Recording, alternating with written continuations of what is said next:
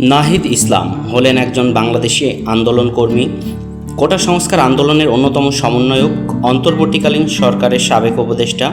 তিনি বৈষম্য বিরোধী ছাত্র আন্দোলনের অসহযোগ কর্মসূচিতে সাবেক প্রধানমন্ত্রী শেখ হাসিনার পদত্যাগের এক দফা দাবি ঘোষণা করেন ও সফল হন। 2024 সাল তার নাম টাইম 100 নেক্সট তালিকায় অন্তর্ভুক্ত হয়েছিল। প্রারম্ভিক জীবন ও শিক্ষা। নাহিদ ইসলামের ডাকনাম ফাহিম।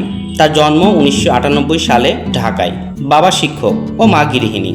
তার এক ছোট ভাই আছে। 2014 সালে ঢাকার দক্ষিণ বনশ্রী মডেল হাই স্কুল থেকে এসএসসি পাশ করেন তিনি।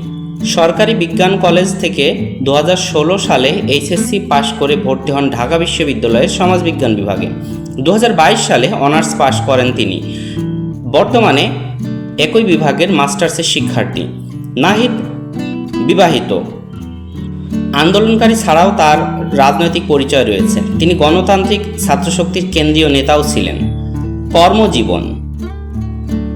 নাহিদ ইসলাম 2024 সালেই 8 আগস্ট বাংলাদেশের অন্তর্বর্তী সরকারের উপদেষ্টা হিসেবে নিযুক্ত হন এবং 9 আগস্ট ডাক, টেলিযোগাযোগ ও তথ্য প্রযুক্তি মন্ত্রণালয়ের উপদেষ্টা হিসেবে দায়িত্ব পান। 2024 সালের 16 আগস্ট তিনি তথ্য ও সম্প্রচার মন্ত্রণালয়ের উপদেষ্টা হিসেবেও দায়িত্ব পান। ছাত্রদলের নতুন দল যোগদানের লক্ষ্যে তিনি 2025 সালের 25 ফেব্রুয়ারি অন্তর্বর্তীকালীন সরকারের উপদেষ্টার পদ থেকে পদত্যাগ করেন।